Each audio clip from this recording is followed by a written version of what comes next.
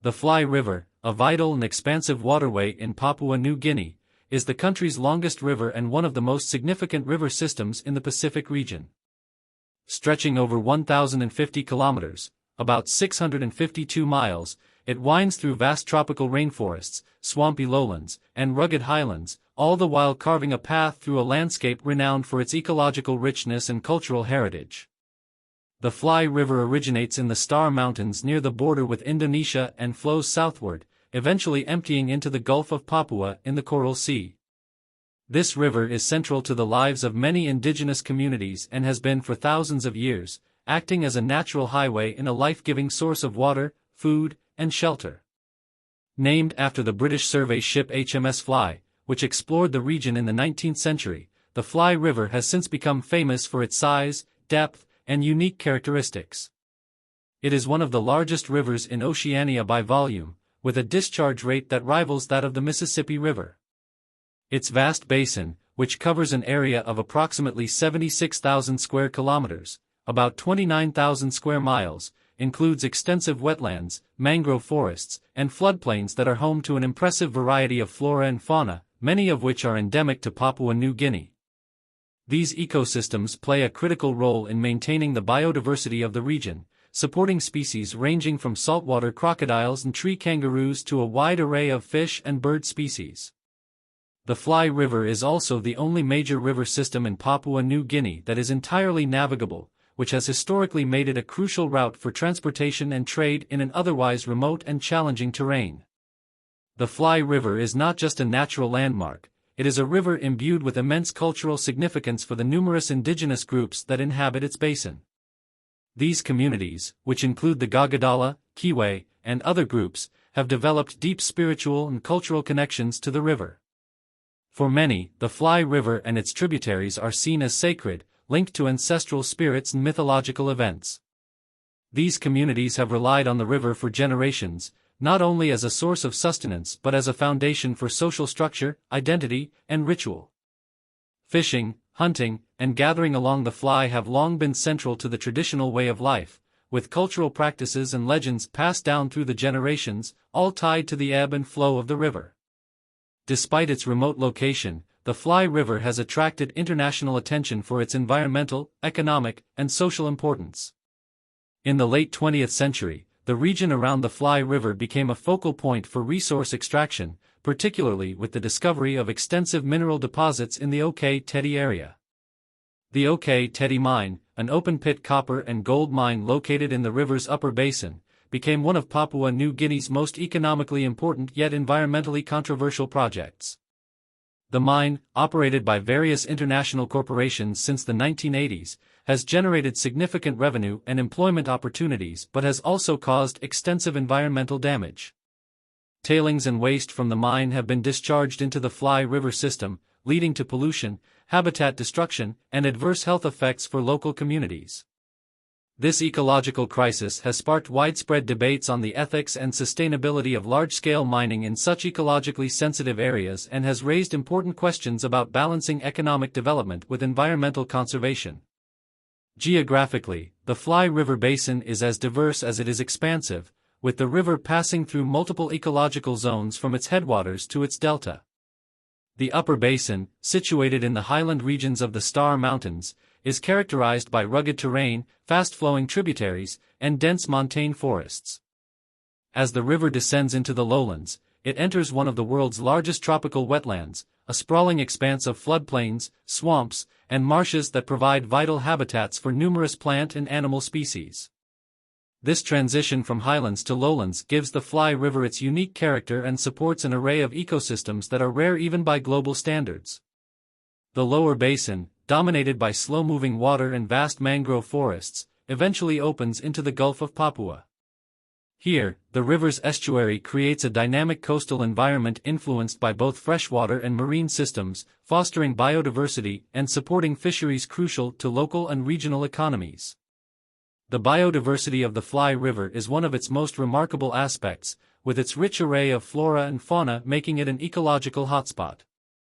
The river supports species that are specially adapted to the unique conditions of its basin, and the variety of habitats, from mountainous streams to brackish estuaries, allows for an unusually high level of endemism.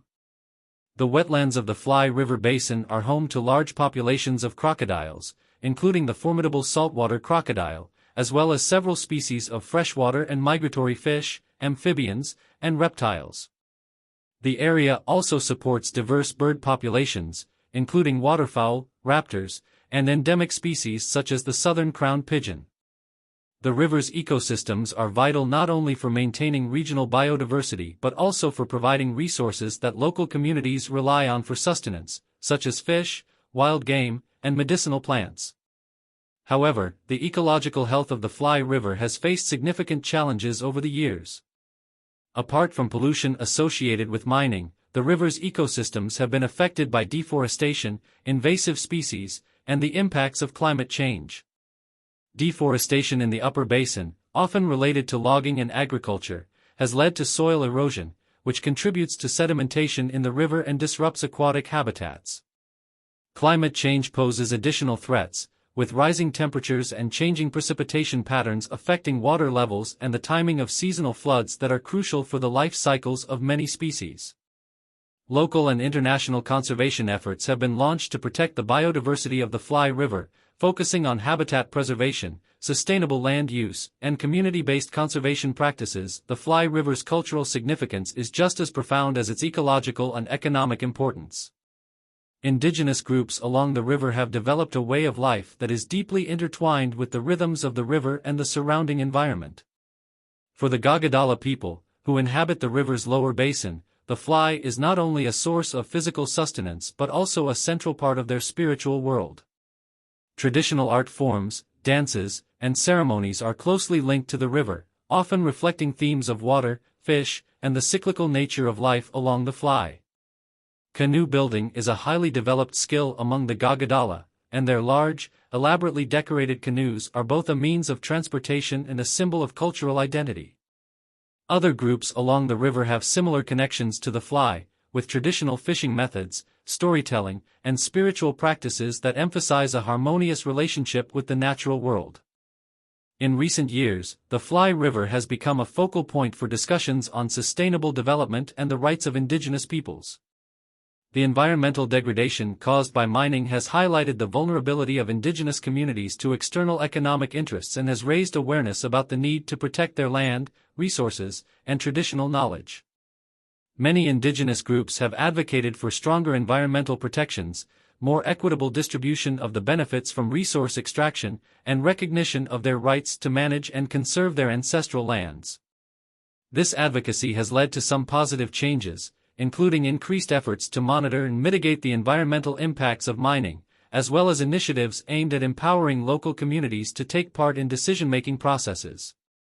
The Fly River's role as a transportation route remains significant, particularly in a region where overland travel is challenging due to dense forests, swamps, and limited infrastructure. The river serves as a natural highway, allowing people and goods to move between remote communities and larger towns. Canoes and small boats are the primary means of transport along the river, enabling trade, communication, and cultural exchange among communities that would otherwise be isolated. This traditional use of the river for transportation has been supplemented by larger vessels, including cargo ships that transport goods to and from mining operations, though this increased traffic has also raised concerns about pollution and its effects on the river's ecosystems. Looking to the future, the Fly River faces both challenges and opportunities. Its ecological significance, cultural heritage, and economic potential underscore the need for a balanced approach to its management, one that respects both the natural environment and the rights and needs of local communities. Sustainable development initiatives, such as community-based tourism, sustainable fishing, and eco-friendly agriculture, have the potential to provide alternative sources of income for communities along the Fly while minimizing environmental impact. Additionally, increased international attention to the environmental and social issues facing the Fly River has spurred efforts to implement better regulations, conduct scientific research, and develop conservation strategies aimed at preserving the river's ecosystems and cultural heritage. The Fly River is, without question, one of the most important natural features of Papua New Guinea and the wider Pacific region.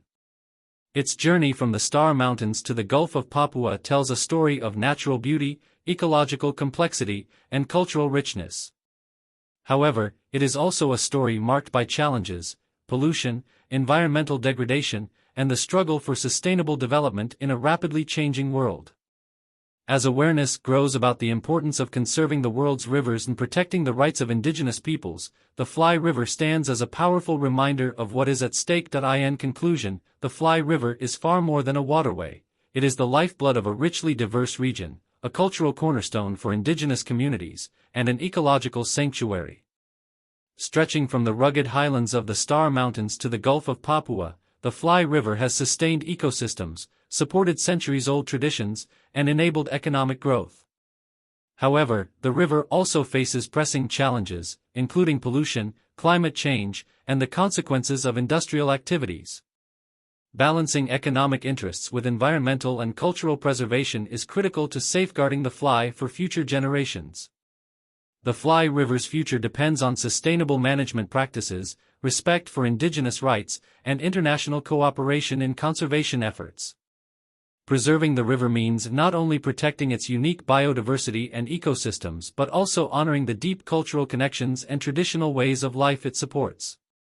By addressing environmental impacts and promoting sustainable development, Papua New Guinea and its people have the opportunity to ensure that the Fly River remains a vital and vibrant resource, symbolizing the harmony between nature, culture, and progress.